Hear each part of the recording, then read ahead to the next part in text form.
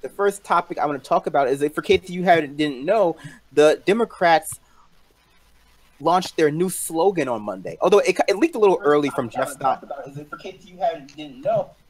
Sorry. I was trying to be a good big sister and start sharing the link. I didn't realize the stupid sound would come on.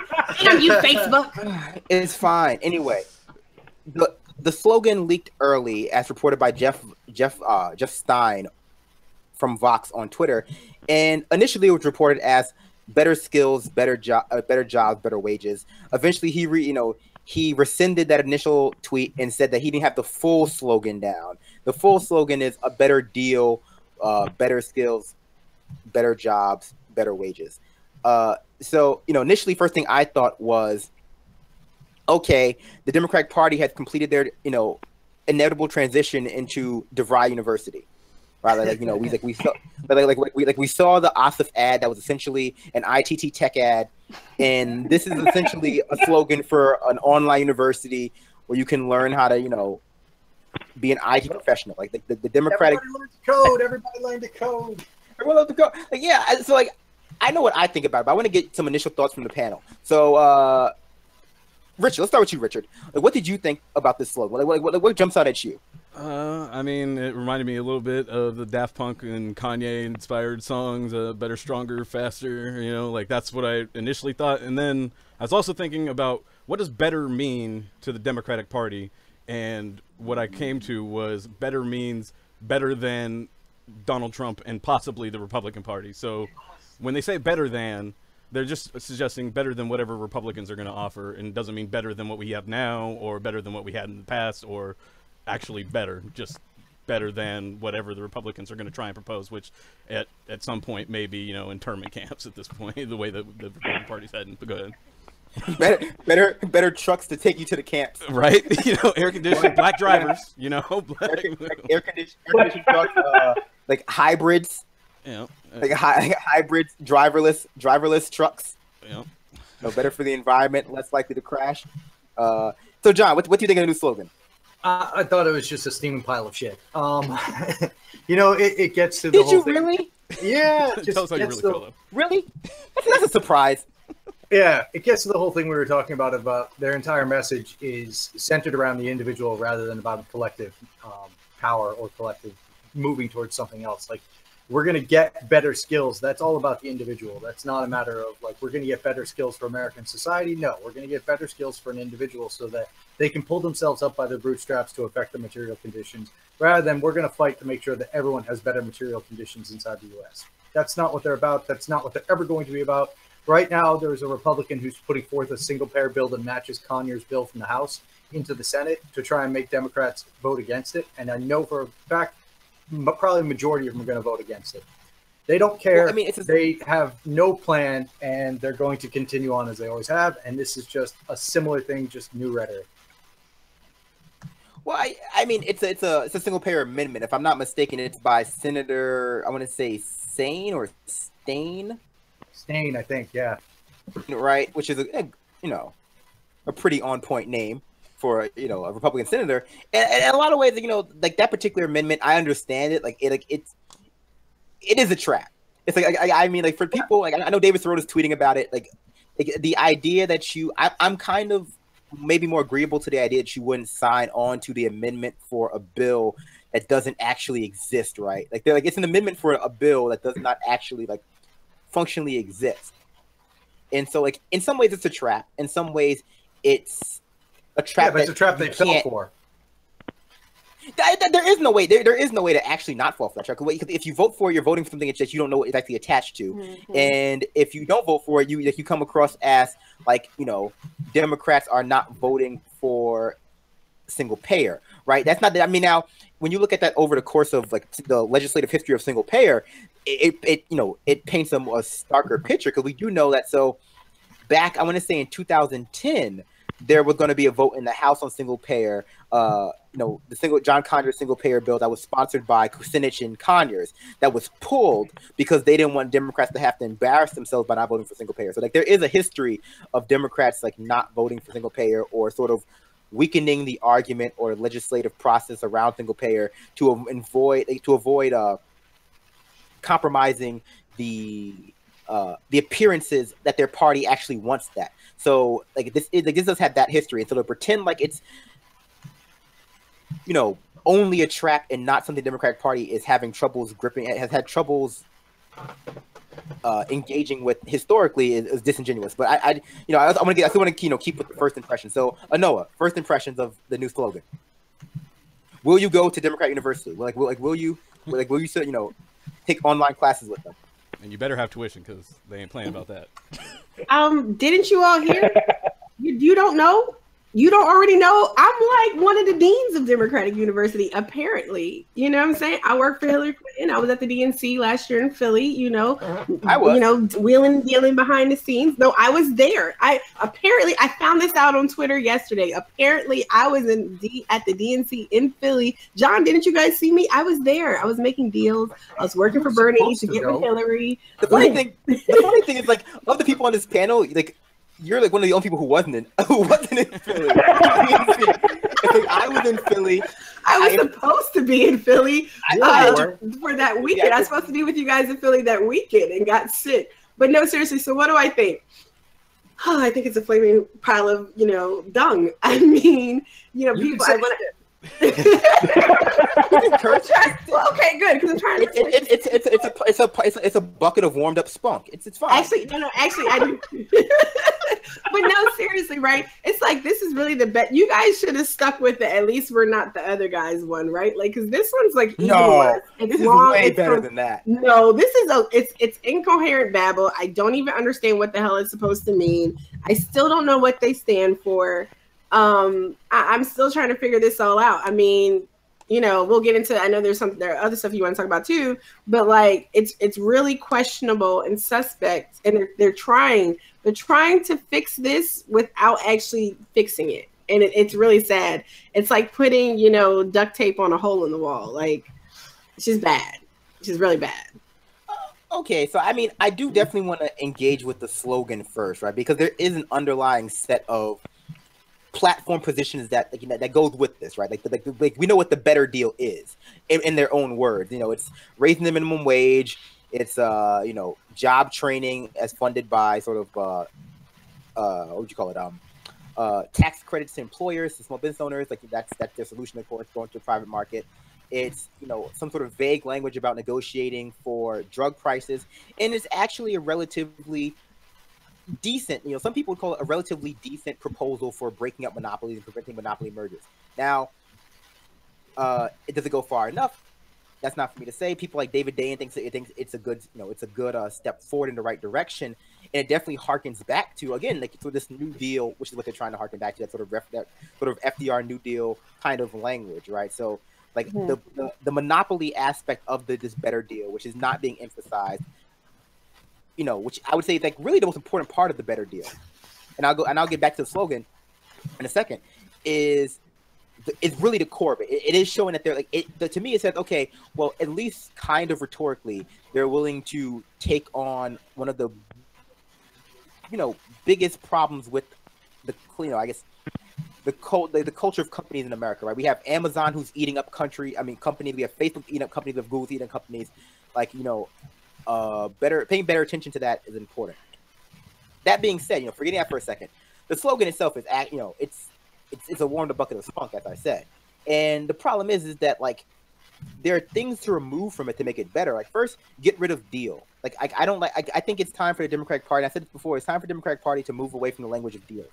I understand they want to index Roosevelt, they want to index the New Deal, they want to end up LBJ, they want to index their past victories as it comes to the working class. Cool, but I think that I would argue deal has been in some ways co-opted by Trump now. It's like the language of deals has kind of been co-opted by Trump, and also when you consistently bring up FDR, like you sound like a retired prize fighter. Like we can do better than FDR. We can start moving forward. And what I would like to see from them, I would like to see, hey, here's a promise, a guarantee.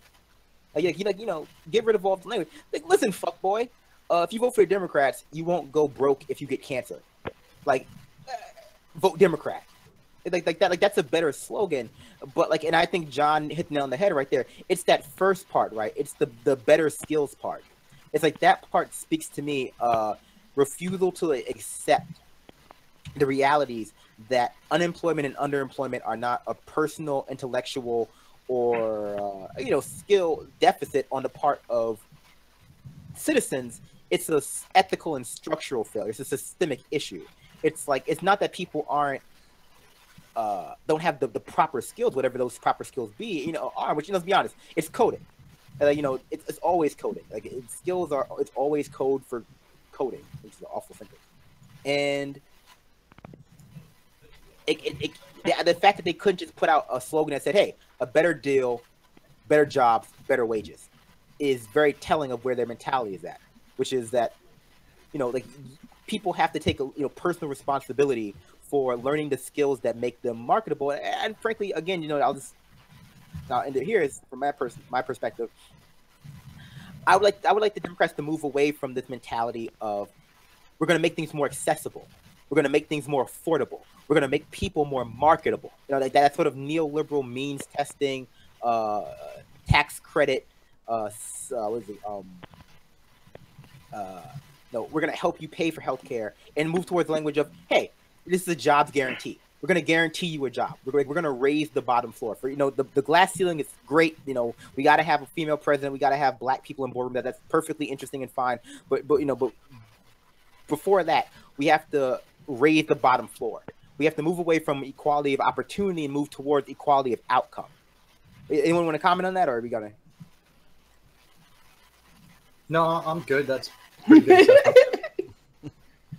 I guess quickly I'll mention, I know I made a tweet in response, I think something that Joy retweeted or something, and I think I know it happened to be one of like 12 people that saw it, mentioning that essentially there's a fundamental belief among the Democratic Party that basically if you don't have a job, it like you said, it is a personal failing, and they're not going to be there for you. Like they don't represent you. And they don't have a plan to adjust society in such a way that if you can't find, or that if you don't find a job within society that satisfies what they think should earn you a living, then you just basically don't deserve to be able to earn a living. You shouldn't be able to exist, essentially. Like, I mean, or only on the charity of others, essentially, is where they end up leaving you. No different than the Republicans at that point. I mean, no, it's different from Republicans in a certain sense that, like, they want to provide you the skills to pull yourself up by your bootstraps. It's like, Republicans are just like, fucking it, we'll throw you into the wild with the woods. We'll go full fucking Sparta on you. It's like, we're gonna throw you to the wolves, put you into the woods. You got to find your way back, fight all of the beasts of the night. And if you succeed, you succeed. If you don't, you don't. Democrats are, slightly less craven in that sense. They don't want us all working on, in the Amazon lithium mines, but they're like, hey, we'll provide you the tools to raise yourself up, to pick yourself up the bootstraps. And, so because we don't want to remove the aspect of personal responsibility from the culture of America, right? Like there is still just sort of neoliberal, conservative, ideological demand that we have to have personal responsibility. And the fact that you can't live in any, the fact that you can't live in any state, that you can't find an apartment or that you can live in on a minimum wage in literally any state, is not viewed as a problem of the system. It's just, we don't have enough skills.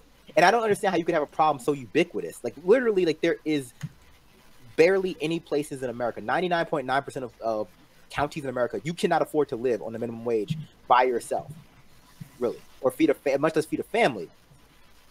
But that's not viewed as a systemic problem.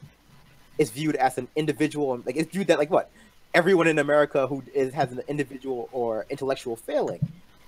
And from my perspective, it becomes very, very hard to engage with that mentality without disrupting the entire structure by which the Democrats exist on, right? Yeah. And questioning, like, do you really understand what made the New Deal popular? right? It's like do you really understand? Do you really understand the values of your most popular programs? Because like, you reference them. You reference Medicaid. You reference Medicare. You reference Social Security, which are again are the most popular and successful programs that have ever existed in America. And you use language that references the time which they actually exist. They were created with this, but you don't seem to be able to understand like what makes them popular. And I can tell you, right? It's the fact that they are a guarantee. It's the fact that they provide the present, or rather, they provide the future with more tangible qualities. If you're on Medicare, if you're on Medicaid, if you have Social Security, you have like your future has a certain measure of like tractability, like stability, right? Like you know what you can plan for. It's like, hey, on the 15th of the month, on the 16th of the month, I'm going to get X amount of money. Like it removes the uncertainty and the fear from the future. That's what makes them popular. And that's why I say, like, move away from referencing these things rhetorically and start really referencing what makes them popular. That the fact that they're guarantees, institutional guarantees. And successful guarantees. I mean, if you look at the success just monetarily of the program, most of these programs are running with overhead that is like a fraction of what the similar programs in the private sector are running at. These programs are incredibly beneficial to the American people and efficient. I mean, yes, they have problems, but the problems they have are not to the same degree that similar programs in the private sector have. They only have the problem that Medicare, Medicaid, and Social Security have are largely ideological problems, right? It's like insofar that they are institutions and infrastructure, like where they break down for our political establishment is that they don't sort of fit into this, paradigm of choice and hard work and means testing. Well, I guess Medicare does. Yeah, Medicaid does. Medicaid does. But like, so it becomes hard to assuage that discrepancy, which is why this is why they run away from them. So, like they run away from the material effects of them, because like this is just not ideologically feasible for them to support those material effects. Well, not only that, but I mean, let's say Social Security. Social Security has a funding problem because we've essentially, as a government, decided that we can raid the Social Security fund whenever we want and then never have to pay it back. But the problem is that it's an easy fix. We're solvent for the next 20 years, and all you have to do is raise the cap slightly. But no one wants to talk about raising the cap slightly because the people that it will affect are the richest people in the country. And so no party, neither one, is going to go after those people because those are their bread and butter donors. Similarly, and I guess also the problem with Social Security too is that people, when you say about the insolvency of Social Security, right, which is just generally a lie, or if it's not an outright lie, it's incredibly disingenuous. Like you're talking also about like people, or rather neoliberalism infecting the way people think about the public sector. Yep. Like the government being equated to a business that should be reached, that should have profit, should be run like a business, should have the same values as a business, and therefore, Medicare is insolvent. It's like it's in debt. It's like the post office doesn't make any money. It's like, what the fuck are you talking about? The post office doesn't make any money. Like, well, if you want the post office to make the money, you can turn to a bank. Yeah, and that's a great idea. That's a phenomenal idea. I think that's a great idea. Like, if you're really concerned about, competition and the free market and all these things, hey, it's a great competition for like banks like Wells Fargo and Chase and all other sort of places. Criminal organizations. Don't be rude. Don't be fucking rude, Richard. I mean, what? God. Tomato. Damn it. Tomato. But like, so like, it's all a grift. But yeah, someone else get in here. I don't know if Adair want to get in there. I did want to mention. No, I'm good. I got skipped, so I'm salty right now. I'm gonna go ahead and sit here and marinate. Because Brandon want to talk all night. Mm-hmm. I just wanted to say that they won't, even rhetorically, that they don't even take on as much as like FDR talking about when the creation of the minimum wage came on. Essentially said that if you can't afford a minimum wage that provides a life, that you shouldn't be in business. You don't have any right to be in business in this country. And you won't hear Democrats saying anything as bold as that. You won't hear them saying that that if a business can't sustain livable wages for its workers, that it shouldn't be a business. That you're not going to hear that. And that's just, and also with what they're doing is Hillary did this great during her campaign, is rhetorically propose ideas that they're going to propose and then allow Republicans to beat back and then explain to the people how they really wanted these policies, but they couldn't get them because Republicans are just too good at messaging to their base about why these things are going to be terrible for them, and we're going to always lose these political battles. So instead, we're going to have a deal or a compromise that basically does something like the ACA, ensures profits for the corporate donors that are fearful that any sort of the progress that we're trying to make will actually impact their bottom lines. But we should get Adair in here at some point on something before he gets too salty, turns into a pillar. I'm marinated right now. There's in a blind, so Noah, you get in here. No, as well. Thoughts, Noah? So yeah, thoughts. I pass. You guys are like way too intellectual for like Thursday night. That's the lawyer. I just wanted to come in here and like have fun and talk shit and chew bubblegum and like kill aliens. And you guys are like all deep and introspective and like, dude. I mean, on a serious note, because I'm less salty right now, I'm gonna go ahead and suck up my pride. See, I bought Adair some time. Go ahead, Adair. After the big sister does. But it is an issue though to have this kind of slogan, to just basically ignore what a lot of America is seeing right now with this whole idea of you just need to have better skills, need better training. To a lot of people, especially in rural America, this idea that you have to go to some kind of college or university, it's an elitist idea at its foundation. The fact of the matter is we need farms. The fact of the matter is to work the land, and it's a good, solid living. What the Democrats should be running on is saying, guess what, middle America, we care about you too. It's not just about going and getting the skills. It's not just about, as Brandon put it, this ITT Tech commercial. It is about going out and taking care of everybody in this country, especially the people that take care of us. I am a city person. I don't like the woods. I hate the woods. I hate being outside like that. So y'all going out there, you guys who are farming, you guys who are feeding this country, they need help too. And so it's not that the Republicans are great at tapping that. It's not like they're beholden. It's not like the Republicans cast a magic spell over the entirety of the middle of America. What they are saying is, we hear your pain. We see that you have issues, and we will give you solutions to these issues. Now, mind you, their solutions are horrible, draconian, and wrong. And that's what these people are looking for. That's what everybody is looking for. So for the Democrats to sit up here and be like, oh, well, we'll do a couple of things, you know, we might give you some health care, but really we're going to make you buy it. We're not actually going to take care of you when you're sick. We're going to make you pay money you might not already have. And if you don't have it, then we're going to fine you even further.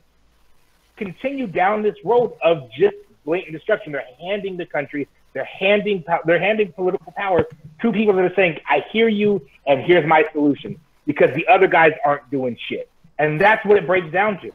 Yeah, and all their solutions and even all their recognition of the vectors of the problems are all cultural.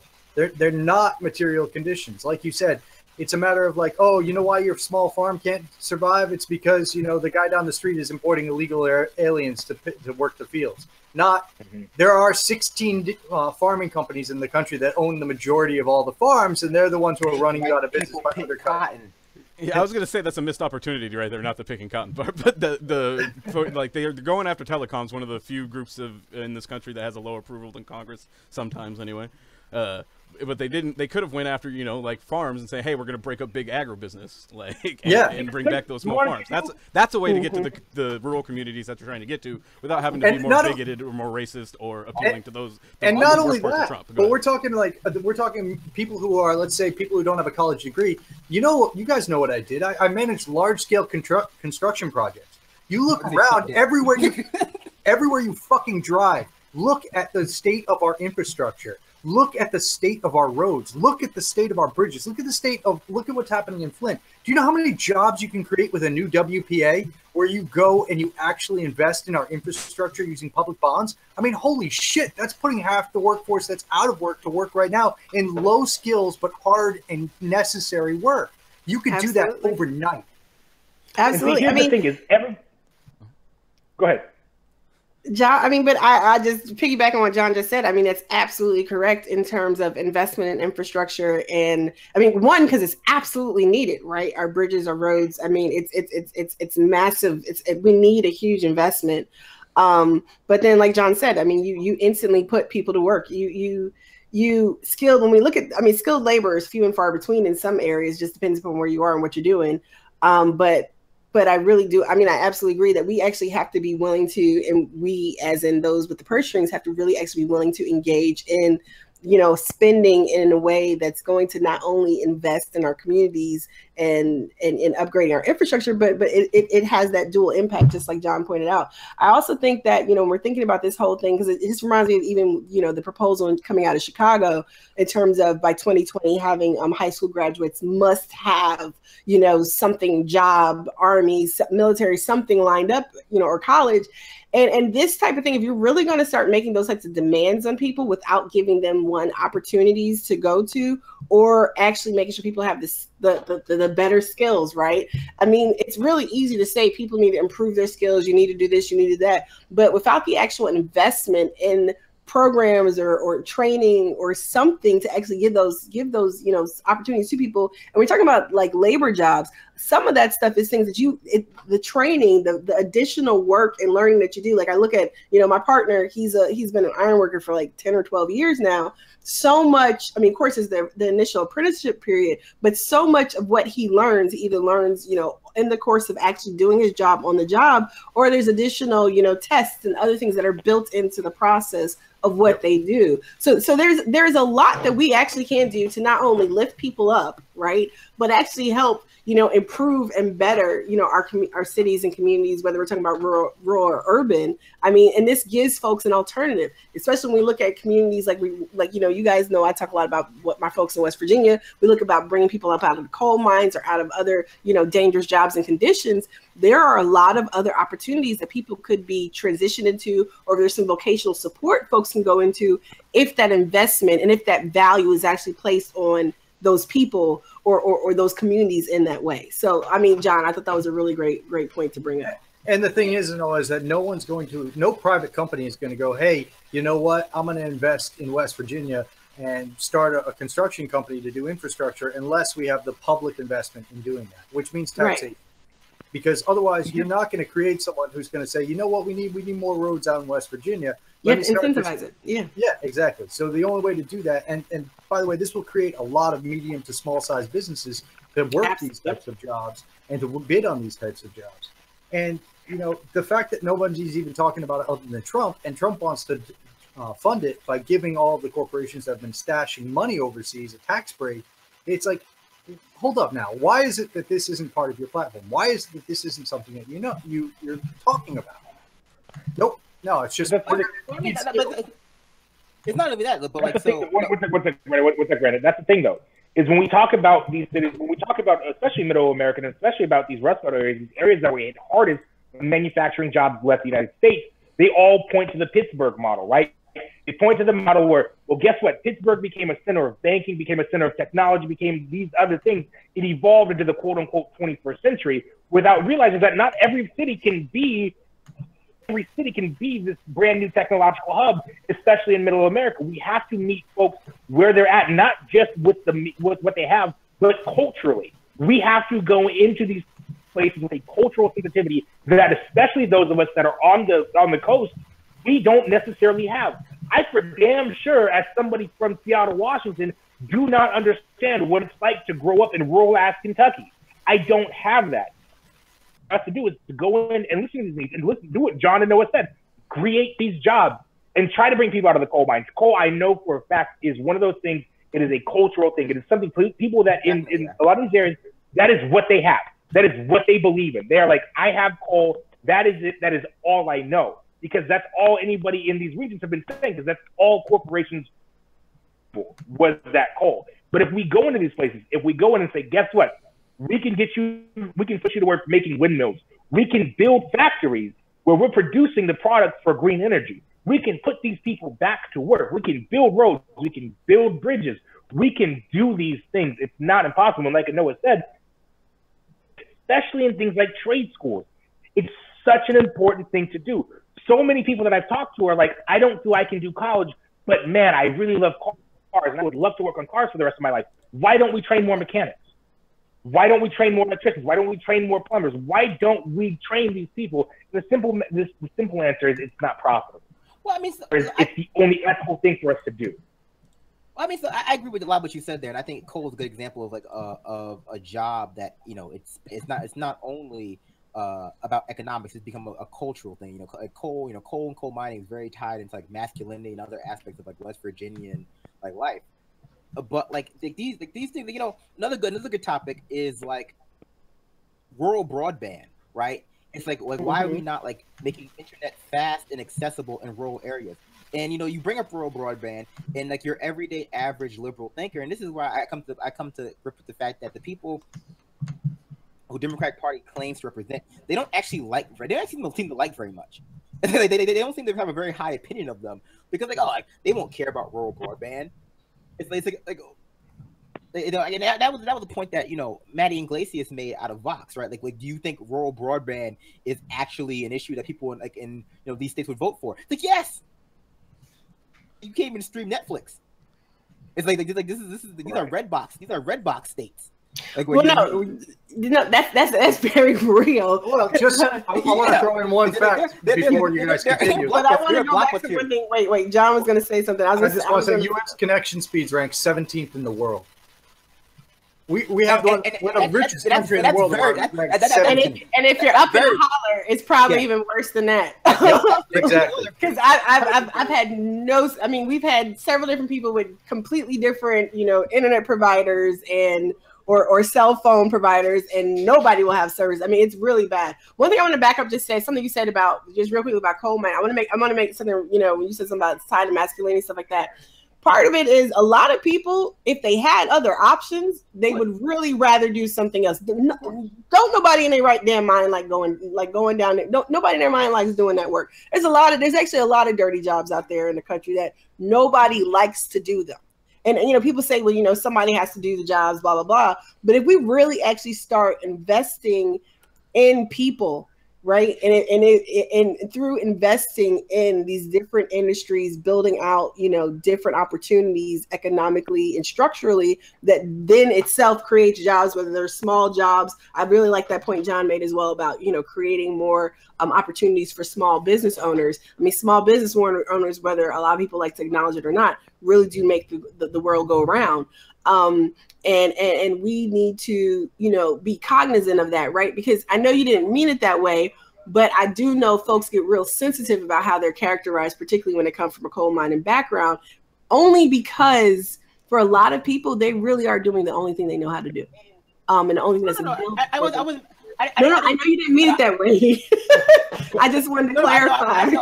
There are whole towns in Virginia, other places that now do what I do, which was dredging, because their business in those towns dried up. And that's the only thing they know how to do, and they've been doing it for generations. They would rather do something else, but there's nothing for them at home. Of course, but my point was this, right? When you have this sort of job, like when you take these jobs of necessity, you know what else are the really shitty job that no one actually liked? Being a cowboy. It's just like, and so when a lot of times like, it becomes this issue of like cognitive dissonance, like, in order to make these jobs more, you know, more, I would say, palatable psychologically, like you attach some sort of virtue to them, you know, like a hard day's labor. It's like, and there was a pride with the coal mining in that they were like keeping the lights on in America. Like America would have fallen without these people going into these dangerous coal mines. But it's true. I mean, it's like it's internal colonialism, and it's internalized imperialism in a way, right? I mean, like literally, like, we look at the way, you know, world powers have raped and pillaged like Africa and other, you know, areas of the world. I mean, the same thing has happened to Appalachia, particularly those areas that have coal mines, right? I mean, literally the extraction of resources and opportunity with little to no investment put back in there. I mean, it's astonishing that people have waited this long to really start to rise up and really start demanding better. No, I mean, so like my other point was like, yeah, like these are things that are intrinsically attached to culture. They're not things that people enjoy doing or would prefer not to do. I mean, I'm sorry, they are things that people prefer not to do. But like there are aspects of this that, you know, span beyond pure economic needs that, like, you know, like these are just like, was it ranching is entrenched in some parts of Montana. And so these are things, like these are jobs that are hard, they're backbreaking, and because of that, not necessarily despite of it, like they developed, a certain sort of valuation of them.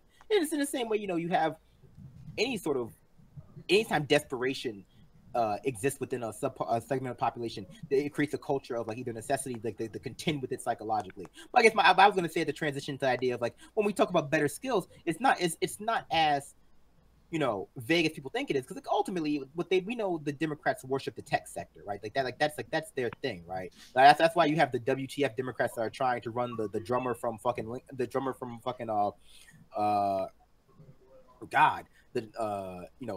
theory of a dead man for Congress. It's like because they worship the tech industry, and when they say better skills, they mean coding.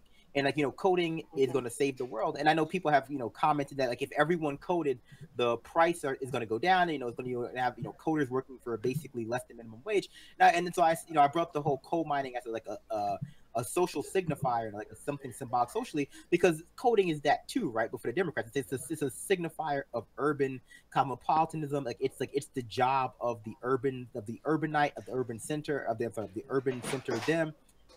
And so that's what they value, and so they, it's their fix all solution. As a subsection of technology will save us. Like technology is going to save us.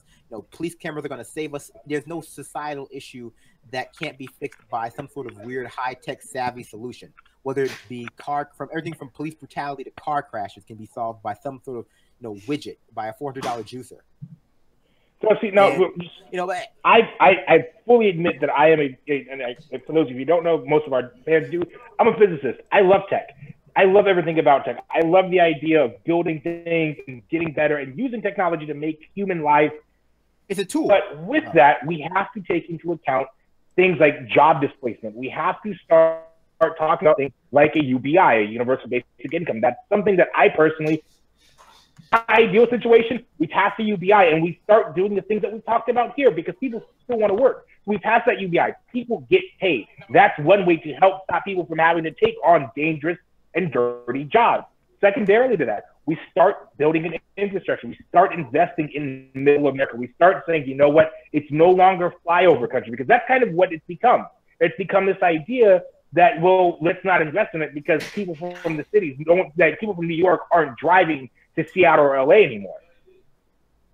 Flying, what's the point? We have to build it up because people live there, because people there deserve to live a decent life. They don't people there deserve to have access to internet. They don't fucking code there, so they're fucking savages. Have you ever met a coder from Iowa? They're fucking savages. They're corn. They still go to Blockbuster because there's no rural broadband. That's a serious issue. The fact of the matter is, we complain all the time about how middle America is not in the 21st century. But the reason why middle America doesn't have the technology that the coast have is because the government and other companies, and really companies too, refuse to invest in there. Okay, well, let's build this up as opposed to just being like, let's just take what we can and get the hell out of there. I mean, it is like Noah said, it is imperialism. Even as we speak, it's this idea that if it's not going to produce capital, if it's not going to make us money, who gives a shit? The fact of the matter is people live there, and those people deserve to have the best quality of life possible. So scapegoating 75% of our country because New York has a gigantic ass population. It's not right. I have two separate kind of connected points I wanted to make quickly. Is one, is there, and it's a question I wanted to ask, is there a chance that there are some places, some cities in those areas that are no longer economically viable as a place and can only exist at the federal subsistence? And like off of the federal government, are there places like that, and what should we do with those communities? And then I'll put that question out there. Well, here's the thing: manufacturing is not coming back. Period. We can manufacturing in the sense not the manufacturing we had before. Like I agree. The Rust Belt can be turned into like the Sun Belt. We have the capability and the need to create enough jobs to employ most of unemployed people in infrastructure or in green energy and some sort of, in that sort of pipeline of green energy. But the idea that we're going to be going back to like building cars and stuff, like even when Bernie Sanders was saying that shit, it was a lie. It's like that's not happening. When Trump said it was a lie, when Bernie Sanders said it was a lie, we're post that. Like we need to get. And so far, and that is my last comment on the coding thing is that, like, for my issue, like it feeds very heavily into like the meritocratic aspect of society that we pretend exists, right? That there are better skills that you can have that somehow insulate you entirely from the excesses of capitalism. Like if you just learn to code, if you just become if you just enter the STEM fields, you never have to worry about like the inevitable constriction of capital and like the upward flow of or being jobless or being a victim of exploitation or or homelessness. When functionally it's not the case, right? All it serves to do really is to demoralize people who have other skills. Like forget like better or worse skills. I mean, I think we can agree that there are like worse skills. But the idea that, well, hey, like only certain things are worth studying, and the things that are worth studying or the skills that are worth having are entirely based on their marketability is a very, very anti-intellectual, very, very, demoralizing, very, very dangerous cultural and social mentality to have. And all it serves to do is make people feel bad about themselves. It's like, it's one of those, and it's a very conservative mentality, one I never really understood, because whenever you hear people that I used to see a lot in right-wing people who consistently quote philosophy and talk about anti-intellectualism, but are also like only certain disciplines are worth learning. You fuck boys, like I guess you studied the wrong thing.